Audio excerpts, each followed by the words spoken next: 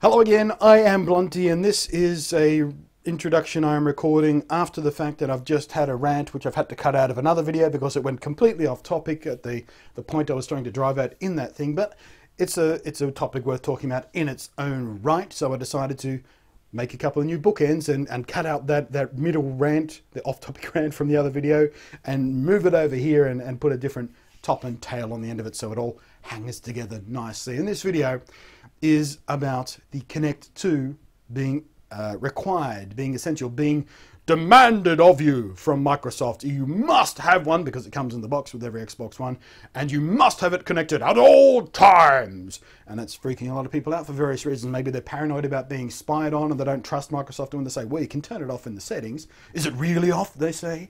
Is the US government going to spy on me when I'm sitting on my couch eating Cheetos playing Halo 8?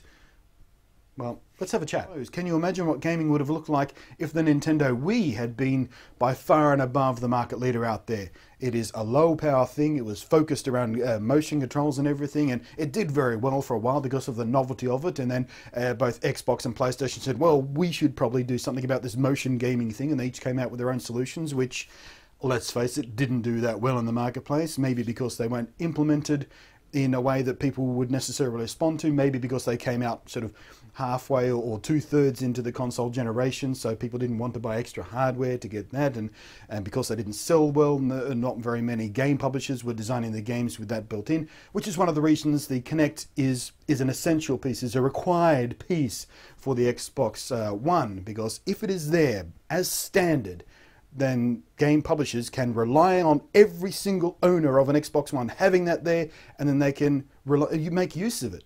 And this is a lesson Microsoft learned the hard way with Xbox 360. When that first launched, there was units with a hard drive and units without a hard drive. And developers kind of refused to write their games to take advantage of the handy stuff the hard drive could do, because they couldn't rely on every Xbox 360 owner having a hard drive on the thing.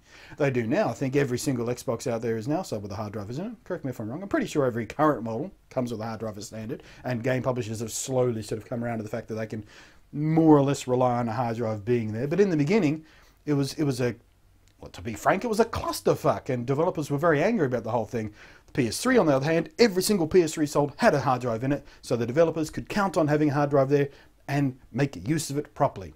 I'm going off on a side rant here, but I want to make that point because a lot of people have been arguing about, well, the Kinect, I don't want to have the Kinect as standard. Well, you may find that it comes in handy because it is there as standard, so game publishers can start doing interesting things with it. I still don't think it's going to be that useful in the long run, but that's the thinking behind making it a required part of the Xbox One and forcing you to have it plugged in at all times. It has nothing to do with it has to be plugged in or the Xbox One can't possibly operate correctly. It's all about it has to be plugged in, so then we can tell the game publishers that every Xbox One out there has a Kinect 2 connected to it. So hopefully that gives you a better idea about why Microsoft have made the decision to enforce the Kinect 2 as a thing that you must have and must be connected at all times. My backlight just ran out of battery. Hope that's not too distracting for you. Look, I'm disappearing into the background now. I'll do this so you can see where my head stops.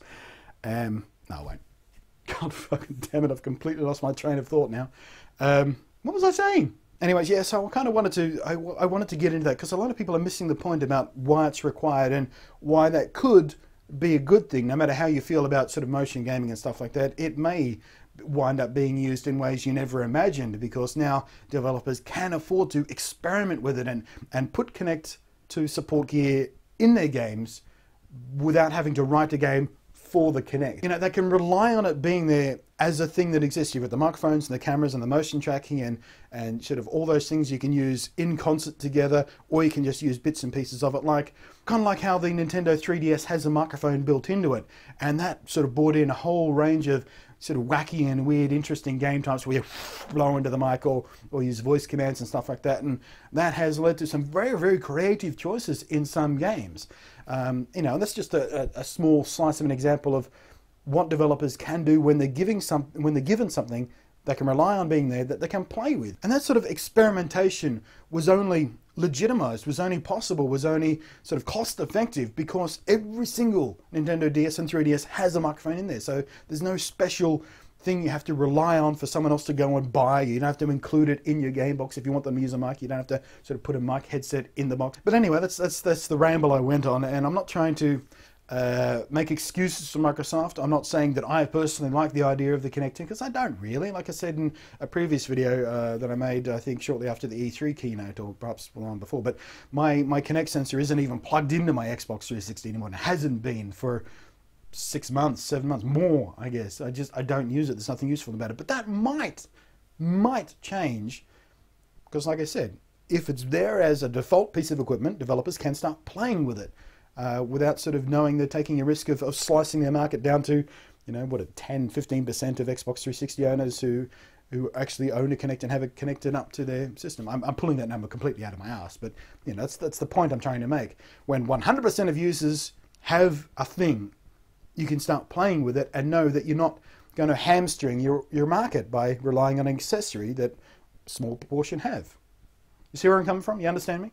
Anyway, I've rephrased it a few times now to try and sort of get the idea into people's heads in a clearer manner, because I'm tired of seeing, frankly, ignorant arguments about it that don't make any sense when you reframe it, hopefully in the way that I've reframed it here.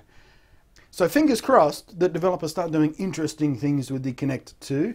But yeah, I think Microsoft are trying to push gaming in a new direction, and that's great for them, but I don't think this is the new direction that I'm particularly excited about, because frankly, outside of the microphone, I don't think it's going to be that handy for me, and even then I would prefer to use a headset, because it's going to be better quality anyway, having a microphone, you know, near your mouth instead of across the room.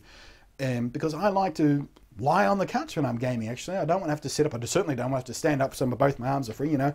I'm leaning on the arm of the chair. I'm all sideways and stuff. And, you know, if there's sort of this navigation stuff going on in a game where, or I have to do a motion to I don't know, get the troops to stop, or, you know, do that sort of stuff, like, you know, say you're playing a military game, you can do the hand signals and stuff.